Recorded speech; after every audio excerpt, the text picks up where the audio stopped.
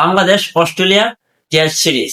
Bangladesh Australia test সিরিজের সময়সূচি এবং ভেন্যু চলুন আমরা দেখি এই ভিডিওতে।